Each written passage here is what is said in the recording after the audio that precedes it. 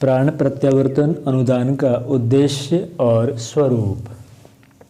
जन्म देकर ही जननी निवृत्त नहीं हो जाती, वरन उन उत्तरदायित्वों को भी निभाती है जो शिशु शावकों के प्रति उसके कंधों पर सहज ही आ जाते हैं। मानव जननी उदर में 9 मास रखकर भ्रूण कलल को अपने ही रस रक्त से सींचती है। पिता द्वारा विनिस्तृत एक शुक्राणु पर लगभग 3 किलोग्राम का कलेवर माता के शरीर में से निकलकर चढ़ता है। माता अपने सर्वश्रेष्ठ सार तत्व से इस कलल का सिंचन, अभिवर्धन, परिपोषण करती है। न केवल शरीरगत रासायनिक द्रव्य, वर्ण, चेतनात्मक गुण, कर्म और स्वभाव की ज्ञान तथा भावना की वह पूंजी भी उदरस्थ शिशु को अनुदान में मिलती है, जो उसने चिरकालीन प्रयत्नों से संचित की होती है। माता का यह अनुदान यदि न मिले तो पिता का प्रजनन प्रयास सर्वथा निष्फल ही रहेगा। जन्म देकर ही मानव माता निवृत्त नहीं हो जाती, वरन स्वरूप कुछ बदल जाने पर भी उत्तरदायित्व प्रकारांतर से यथावत बना रहता है। गर्भस्थ भ्रूण को वह नाल तंतु के माध्यम से रस रक्त पहुँचाती थी, अब वह प्रक्रिया स्तनपान द्वारा चलती है। लाल वर्ण रक्त का ही समानांतर प्रतिनिधि दूध होता है। माता की छाती से निकलने वाले रक्त में मातृसत्ता का प्रायः समग्र प्रतिनिधित्व सन्निहित रहता है। जननी के शरीर में जो रासायनिक संपदा है और चेतना में जो ज्ञान गरिमा है, उसका सार तत्व माता अपने वक्ष स्थल से निस्तृत दुग्ध के माध्यम से बालक को पिलाकर सींचती है। यह अनुदान नवजात शिशु को तब तक अनवरत रूप से मिलता रहता है जब तक कि उसका पाचन तंत्र अन्य खाद्य सामग्री ग्रहण करने और पचाने में समर्थ नहीं हो जाते हैं। यह सूक्ष्म प्रक्रिया की बात हुई। स्थूल प्रक्रिया भी कम महत्वपूर्ण नहीं है। लालन पालन, भरण पोषण से संबंधित अगणित और विविध क्रियाकलाप से उसे निरंतर पूरे करते रहने पड़ते हैं। उसकी ममता और सतर्कता ही अबोध शिशु को जीवित रहने और सुव्यवस्थित रीति से विकसित होने का अवसर देती है। स्पष्ट है कि स्नेह, सुरक्षा और सुव्यवस्था का समुचित प्रबंध न हो तो बालक के लिए निरोगी एवं दीर्घजीवी रह सकना प्रायः अशक्य ही बन सकता है। मानव शिशु जन्मजात रूप से स्वावलंबी नहीं होता। उसे पग पग पर माता की सहायता, विशेष रूप से और पिता आदि अभिभावकों की साधारण रीति से निरंतर अपेक्षित होती है। अध्यात्म जगत में यही भूमिका अपने शिष्य के प्रति गुरु को निभानी पड़ती है। पौधा भले ही भूमि से, बीज से, खाद पानी से जन्मता पलता हो, पर माली की भूमिका उसके जीवन विकास में कम नहीं होती। शीत आतप से बचाने, समयानुसार खाद पानी के साधन जुटाने, पशुओं द्वारा उदरस्थ कर लिए जाने से बचाने, काट छाँट कर सुंदर शोभायमान बनाने में माली की भूमिका इतनी महत्वपूर्ण होती है कि उसके बिना अति कठोर स्तर के पेड़ पौधे ही स्वावलंबी हो सकते हैं। काट छाँट के बिना वे भी जंगली स्तर के ही रहेंगे। क्रमबद्ध शोभा सौरभ तो उनमें कदाचित ही रह पाए। व्यक्तित्व को समग्र रूप से विकसित और व्यवस्थित बनाने में गुरु की भूमिका भी कुशल माली जैसी होती है। प्राचीन काल में भारत का हर नागरिक देवोपम जीवन जीता था। यहाँ का हर नागरिक भूदेव कहलाता था। भारत भूमि 33 कोटि देवताओं की, देव नागरिकों की स्वर्गादपि गरीयसी क्रीड़ा स्थली थी। इसका अधिकांश श्रेय उन गुरुजनों को था जो छात्रों को अपने गुरुकुल के दिव्य वातावरण में रखकर उन्हें सुरक्षित ही नहीं, सुसंस्कृत भी बनाते थे। यह सब भौतिक शरीर का, भौतिक जीवन का क्रियाकलाप हुआ। व्यक्ति की अध्यात्म सत्ता एवं महत्ता का अपना अद्भुत क्षेत्र है। उसमें भी माता की और गुरु की भूमिका का निर्वाह तत्वदर्शी गुरु को करना पड़ता है। एकाकी जीवधारी जीवन लक्ष्य तक पहुँचने का साहस कदाचित ही कर पाते हैं। साधारणतः उन्हें वैसा ही सहयोग अपेक्षित होता है जैसा नर शिशुओं को माता का एवं बहुमूल्य वृक्ष पादपों को कुशल माली का। प्राचीन काल में गुरु की महिमा अत्यधिक उच्च स्तर की थी। उसे गुरुर्ब्रह्मा गुरुर्विष्णु गुरुरेव महेश्वरः गुरुरेव परब्रह्म तस्मै श्री गुरुवे नमः के पद पर श्रद्धापूर्वक आसीन किया जाता था और गुरु गोविंद की तुलना करने वाले भावनाशील श्रद्धालु गुरु गौरव को प्राथमिकता देते थे। इसका आधार भी है और कारण भी। नर कीटक को, नर पशु को नारायण एवं पुरुषोत्तम स्थिति तक पहुंचा देने का योजनाबद्ध प्रयास करने वाला, अणु को विभु संज्ञा प्रदान करने वाला, आत्मा को परमात्मा के सदृश बना सकने वाले कलाकार की मानवीय कल्पना को जिस भी सम्मान से सम्मानित किया जाए वह कम है। गुरु ऐसा ही कलाकार है। वह तब साधना की अति कष्ट साध्य प्रक्रिया अपनाकर अपने को ऐसी प्रचंड अग्नि के रूप में विकसित करता है जिसके संपर्क में आने वाला सहज ही तत्सम बन जाए। इसके लिए उसे आत्मनिग्रह की, आत्मसंवर्धन की अग्नि परीक्षा में होकर जन्म जन्मांतर तक आत्मशोधन करना पड़ता है। तब कहीं वह इस स्थिति में बनता है कि अपनी बहुमूल्य संचित संपदा परम निस्वार्थ भाव से अधिकारी शिष्य को प्रदान करके उसे अपनी समकक्षता का गौरव उपलब्ध करा सके। परमार्थ का यह चरम बिंदु है। गुरु वर्ग के कई स्तर हैं। शिशु का संरक्षण शिक्षण करने वाले अभिभावक गुरुजन हैं। अक्षर ज्ञान देने वाले अध्यापक भी गुरु ही कहे जाते हैं। उपनयन प्रवृत्ति संस्कार कराने वाले पुरोहित भी मंत्र दीक्षा गुरु हैं। विभिन्न कला कौशल सिखाने वाले कला गुरु कहलाते हैं। शिक्षार्थी को अनेक विषय पढ़ते हैं और मनुष्य पग पग पर अनेक माध्यमों से ज्ञान एवं अनुभव संचय करता रहता है। इन सजीव एवं निर्जीव पिंड घटकों को भी गुरु संज्ञा मिलती है। भगवान दत्तात्रेय ने 24 गुरु बनाए थे। इनमें चील, कौआ, कुत्ता, मकड़ी प्रभृति निम्न स्तरीय जीव जंतु भी सम्मिलित थे। जिससे कुछ सीखा जाए वह गुरु, जो सीखे वह शिष्य, यह मोटी परिभाषा सर्वत्र प्रचलित है। इस आधार पर हर व्यक्ति से ज्ञात अविज्ञात, पूजित अपूजित अनेक गुरु होते हैं। इस लेख में चर्चा उपर्युक्त स्तर के गुरुजनों की नहीं हो रही, क्योंकि वे एक छोटी सीमा तक ही किसी को कुछ सिखा सकने में समर्थ होते हैं। उनका बुद्धि कौशल जिस स्तर का है वे उतना ही मार्गदर्शन कर सकते हैं। मार्गदर्शन करना भर उनका उत्तरदायित्व है। वे इस कर्तव्य से बंधे नहीं हैं कि उनके छात्र समुचित प्रगति कर ही सकें। इसकी कोई अतिरिक्त क्षमता भी उनमें नहीं होती। मेधावी छात्र अपने कुशलता से जितना सीख सकें और अपने पुरुषार्थ से जितना बढ़ सकें उतनी ही सफलता उनके हाथ रहती है। सीखने और सिखाने की प्रक्रिया इसी परिधि तक सीमित रहती और समाप्त होती है। इससे अधिक की आशा न कोई गुरु अपने शिष्य से करता है और न किसी शिष्य को इससे अधिक अपेक्षा उस भौतिक गुरु से रहती है। यह चर्चा उपयुक्त स्तर के गुरु वर्ग की नहीं हो रही, वरन उनका विवेचन किया जा रहा है जो कीट और भृंग का उदाहरण प्रस्तुत कर सकने में समर्थ है। जलती अग्नि में जो वस्तु डाली जाती है वह जल्दी या देर में उसी के सदृश अग्नि रूप हो जाती है। यदि परम गुरु का कौशल अनुदान है, इसी को अग्नि दीक्षा कहते हैं। इसके लिए आत्मबल संपन्न गुरु चाहिए। साथ ही शिष्य के लिए आत्मोत्सर्ग का माता जैसा प्रबल वात्सल्य भी होना चाहिए। विद्वता मात्र से यह कार्य नहीं हो सकता। इसके लिए प्रचंड तप साधनों द्वारा उपार्जित आत्मबल संपदा की प्रचुर पूंजी का प्रचुर संग्रह आवश्यक है। युग परिवर्तन की पर्व वेला में अभिष्ट प्रयोजनों की पूर्ति के लिए ऐसे आत्मबल संपन्न विभूतियों की आवश्यकता पड़ेगी जो भौतिक साधनों से नहीं, अपने आत्मबल से जनमानस के विपन्न प्रवाह को उलट सकने का साहस कर सकें। यह कार्य न तो व्यायामशालाएँ पाठशालाएँ पूरा कर सकती हैं और न शस्त्र सज्जा से, अर्थ साधनों से पूरा हो सकता है। इसके लिए ऐसे अग्रगामी लोकनायकों की आवश्यकता पड़ेगी जो मनस्वी और तपस्वी बनने में अपना गौरव अनुभव करें और जिनकी महत्वाकांक्षाएं भौतिक बड़प्पन से हटकर आत्मिक महत्ता पर केंद्रीभूत हो सकें।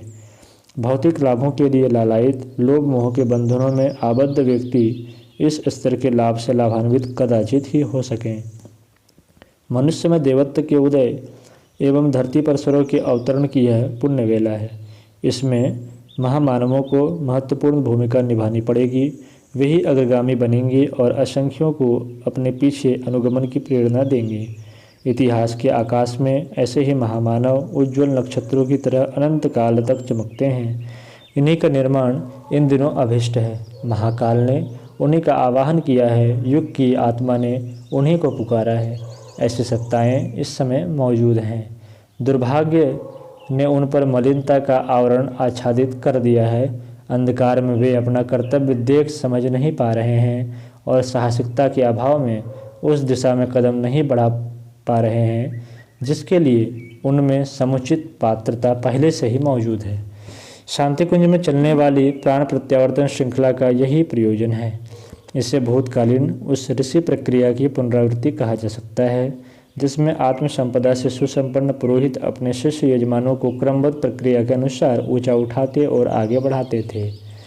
शरीर को जन्म देने वाली माता जिस प्रकार अपना उत्कृष्ट जीवन रस निचोड़कर नगण्य से भ्रूण कलल को एक समर्थ मानव बनाती है, ठीक उसी प्रकार का उत्तरदायित्व व्यक्ति की आत्मिक प्रगति में समर्थ गुरुजन वहन करते हैं।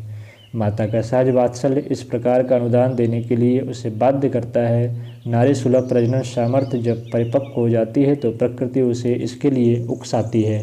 कामेक्षा इसी प्रकृति प्रेरणा का नाम है। तपस्वियों में भी एक समय ऐसी ही शुभेच्छा उत्पन्न होती है। वे भी एक समय प्रौढ़ता परिपक्वता की स्थिति में होते हैं और उन दिनों उनकी मस्ती देखते ही बनती है। ऋतंबरा प्रज्ञा और तप तेजस की प्रखरता व्यक्ति कलेवरों को तोड़ फोड़ कर असीम में अपना उपार्जन उत्सर्ग करने के लिए ललायित हो उठती है। शांति कुंज में चल रहे प्राण प्रत्यावर्तन प्रयास के पीछे मिशन की ऐसी ही अंतःस्थिति को आंका जाना चाहिए। हम अपने पार्जित शक्ति का महत्वपूर्ण अंश अपने आत्मीय जनों में वे निश्चित करेंगे। साथ ही इस बीजारोपण से उत्पन्न अंकुर को भविष्य में विस्किंचने संभालने का प्रयत्न करेंगे। माता की गर्भ में बालक कुछ समय रहता है। प्रत्यावर्तन की अवधि उसी प्रकार की है। गर्भस्थ शिशु को माता से जिस स्तर का अनुदान मिलता है उसे हल्का नहीं वरन भारी ही यहाँ भी मिलेगा।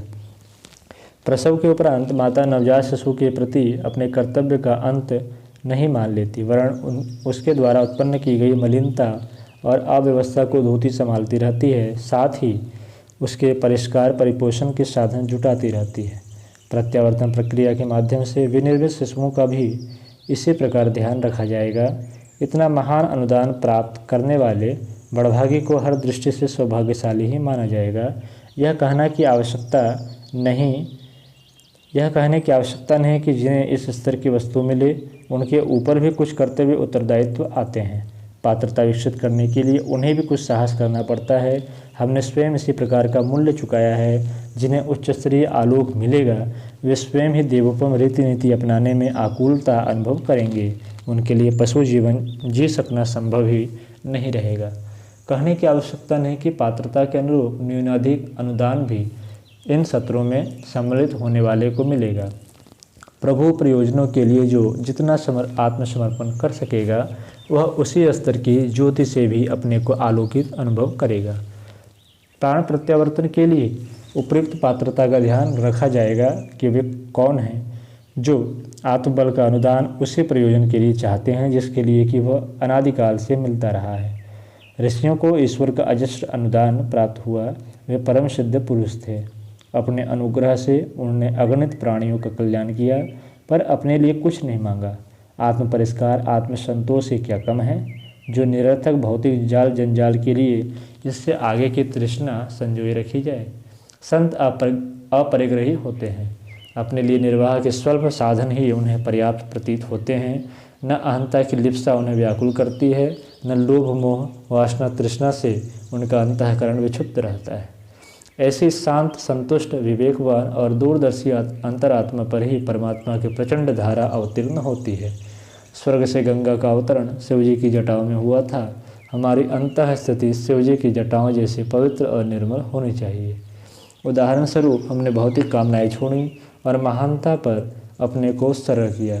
यही वह प्रथम चरण था जिससे मुग्ध होकर हमारे मार्गदर्शक दौड़ते चले आए और अपना आंतरिक रस तत्व गोवत्स की तरह निचोड़ कर पिला दिया। यही राजमार्ग उन लोगों के लिए खुला पड़ा है जो कुछ महत्वपूर्ण विभूतियाँ उपलब्धियाँ चाहते हैं। महान व्यक्ति वैभव रहित नहीं होते। सिद्धियाँ विभूतियों की छाया मात्र होती है। महामानव अपने वैभव का उपयोग नहीं करते। यह उनकी महानता और उदारता है। इसका अर्थ यह नहीं कि वे निर्धन निर्बल या निस्तेज रहते हैं। स्वार्थ से मुंह मोड़कर परमार्थ की ओर कदम बढ़ाते हैं। वैभव पीछे पीछे दौड़ता है। छाया की ओर मुंह करके दौड़ने वालों से प्रकाश पीछे छूटता जाता है और छाया भी हाथ नहीं आती। किंतु जब प्रकाश की ओर कदम बढ़ाए जाते हैं तो छाया अनायास ही अनुगामिनी बन जाती है। परमार्थ परायण श्रेयानुगामी अपनी तप साधना त्याग बलिदान से आरंभ करते हैं, किंतु पाते इतना अधिक हैं कि स्वयं धन्य बनते हैं और अपने युग के इतिहास को चिरस्मरणीय अभिनंदनीय बनाते हैं। घोषित किया जा चुका है कि प्रत्यावर्तन की प्रक्रिया कुल मिलाकर 6 दिन की होगी। प्रथम दिन आगंतुकों के परिचय का है। इसी दिन वे अपनी भौतिक और आत्मिक समस्याओं का विवरण प्रस्तुत कर देंगे, साथ ही वर्तमान जीवन के सभी पाप कर्मों को भी बता देंगे। यह पहला दिन है। इस आधार पर उन्हें परिष्कृत जीवन की दिशा में अग्रसर होने का परामर्श एवं सहयोग दिया जा सकेगा।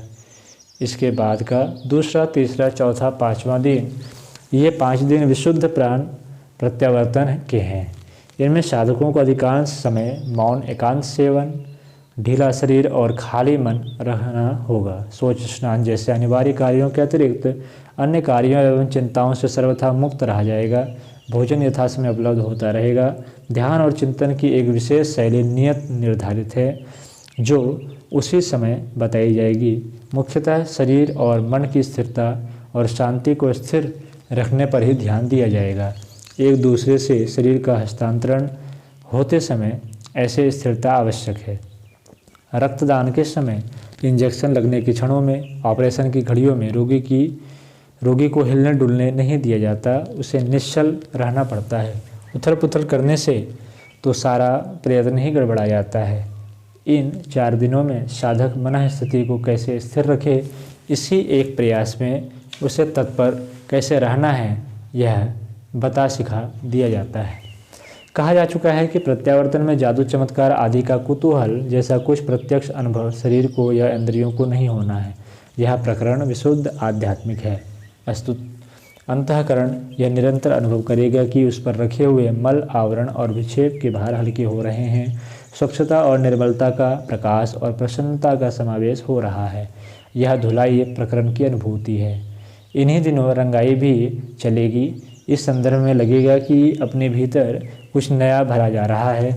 गर्भवती को तुरंत अनुभव होता है कि वह भारी हो चली, उस पर भार लद गया। अपने निजी सत्ता में किसी अतिरिक्त सत्ता का समावेश हो चला।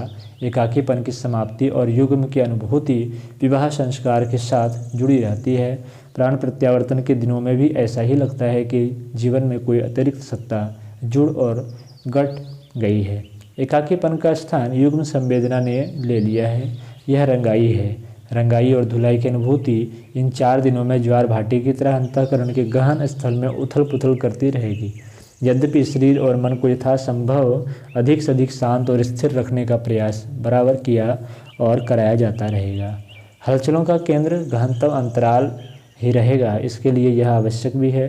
शरीर और मन को ऊपरी सतहों की उथल पुथल से बचाने के लिए पूरा ध्यान रखा जाता रहेगा। 1 घंटे सामूहिक शिक्षण और कुछ समय व्यक्तिगत संपर्क का क्रम चलेगा। प्रत्यक्ष संपर्क इतना ही होगा। यों परोक्ष संपर्क मार्गदर्शक सत्ता इन पूरे दिनों ही बनाए रहेगी। बैटरी चार्ज करने की घड़ियों में बिजली की धारा का लगातार संचरण रहता है। वह क्रम यहाँ भी चलेगा। 6 दिन इसी क्रम से व्यतीत होंगे। इन 6 दिनों में धुलाई की और विशेष ध्यान दिया जाएगा। मैले कपड़े पर रंग नहीं चढ़ता। टट्टी में सने बच्चे को गोदी में कोई नहीं उठाता। भगवान की शरण में जाने से पूर्व मनुष्य को स्वच्छ बनना पड़ता है। पाप पंख में लिपटा हुआ मन किसी प्रकार अब तक की मलिनताओं के भार से छुटकारा पाए और भविष्य में निर्मल बना रहने के लिए क्या रीति नीति अपनाए, इसके लिए आवश्यक स्थिर विवेक और प्रखर साहस इन्हीं दिनों उत्पन्न किया जाएगा, ताकि आत्मबल का विवर्धन भविष्य में बिना किसी अवरोध के होता रहे और जीवन लक्ष्य तक इसी जन्म में पहुंचा जा सके। ऐसी महत्वपूर्ण उपलब्धियां प्राण प्रत्यावर्तन की हैं जिनने सचमुच आत्मिक प्रगति का महत्व और स्वरूप समझ लिया हो और उसी दिशा में चलना हो तथा अपने परम प्रिय स्वजनों को चलाना चाहते हों, उन्हें इसका लाभ उठाना चाहिए।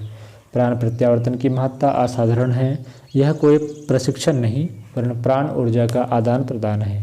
प्रशिक्षण उसे कहते हैं जो कान या आँख के माध्यम से ग्रहण किया जाता है।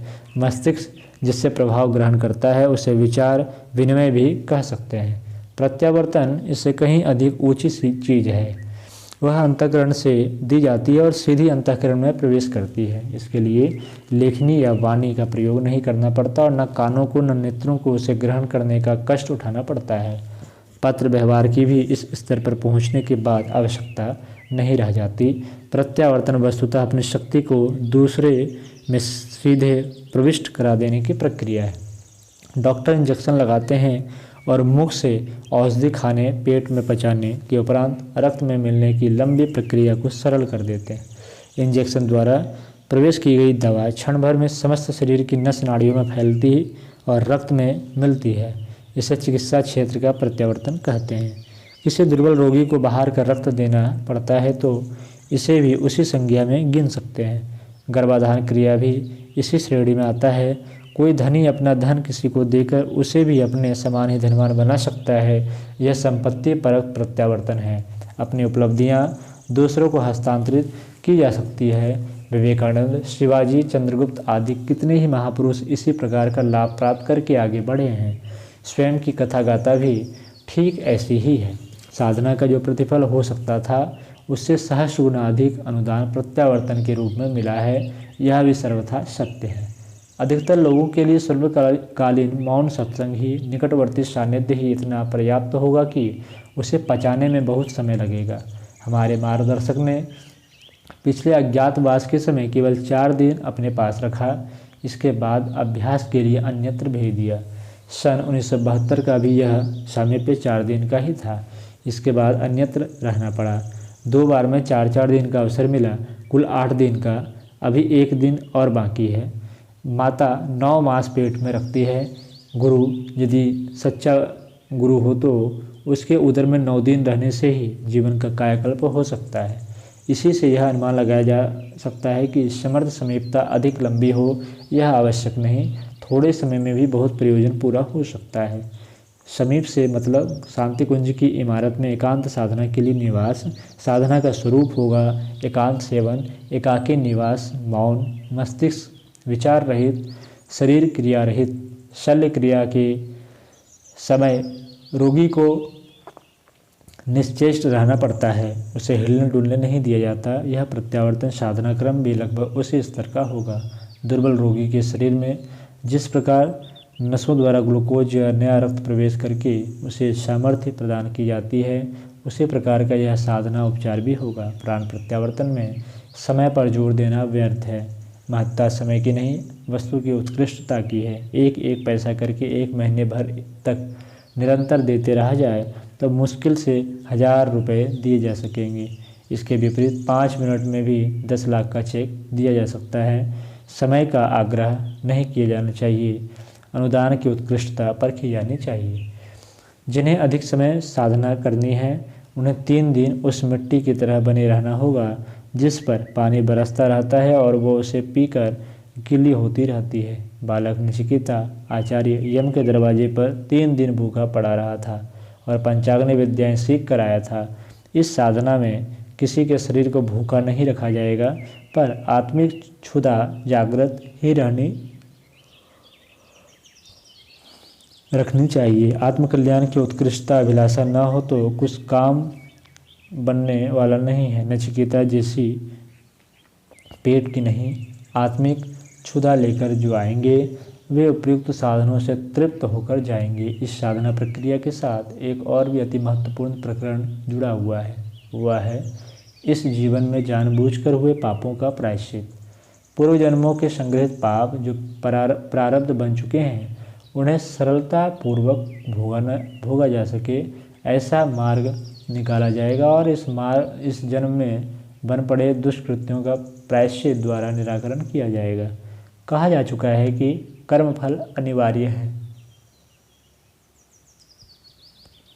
वे न क्षमा मांगने से छूटते हैं और न किसी मंत्र तंत्र से उनकी निवृत्ति संभव है।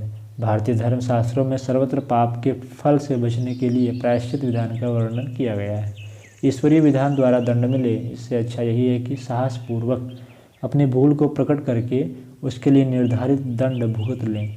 दूसरों को जो क्षति पहुंचाई है उसकी पूर्ति समाज में सत् प्रवृत्तियों को बढ़ाकर की जा सकती है। पापों की तुलना में पुण्य का पलड़ा बराबर करके भी उद्धार पाया जा सकता है। भगवान परशुराम ने अत्याचारी राजाओं के सिर काट दिए थे। उन्हें प्रायश्चित करना पड़ा कि जितनी हत्याएं की हों उतने ही उद्यान लगाएं। वे वध प्रक्रिया की अपेक्षा 1000 गुना अधिक समय तक उस सृजन काल में संलग्न रहकर पाप का प्रायश्चित करते रहे। आत्मशोधन के लिए जहाँ भावी जीवन की गतिविधियाँ शुद्ध करने की आवश्यकता है, वहाँ भूतकाल में हुई भूलों के लिए प्रायश्चित करना भी आवश्यक है।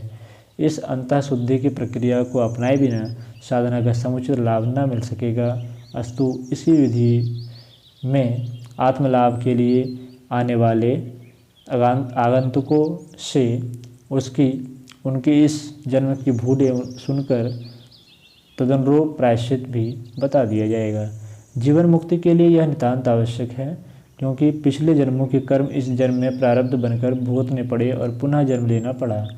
यदि इस जन्म के पाप यथावत बने रहे, उनका प्रायश्चित निराकरण न हुआ, तो अगले जन्म के लिए वे प्रारब्ध बन जाएंगे और उन्हें भुगतने के लिए ना जाने किस स्थिति में जन्म लेना पड़ेगा। यदि उस स्थिति में अनुपयुक्त वातावरण मिला तो फिर अधःपतन का पथ और भी प्रशस्त होता जाएगा और क्रमशः अधिक पतित स्थिति के गर्त में गिरना पड़ेगा। इस विपत्ति से बचने के लिए यही उपयुक्त है कि इन्हीं दिनों इस जन्म के पापों का प्रायश्चित करके भविष्य के लिए निश्चिंत हो जाया जाए। जन्म मरण के बंधनों से मुक्ति पाने के लिए ही नहीं, साधना का रंग पवित्र अंतःकरण तक बढ़ सकने वाली बात को ध्यान में रखते हुए भी किया जाना नितांत आवश्यक है। यह भली भांति स्मरण रखना चाहिए कि तप साधना का प्रयोजन जहाँ आत्मशक्ति का विकास करना है, वहाँ पापों का प्रायश्चित भी है। इसे अलग रखकर केवल पूजा उपासना भर से किसी बड़ी आत्मिक सफलता की आशा नहीं की जा सकती है।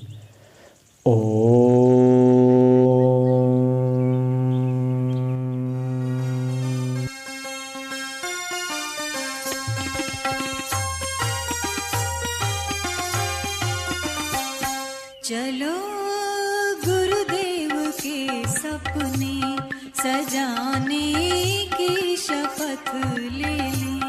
चलो गुरुदेव के सपने सजाने की शपथ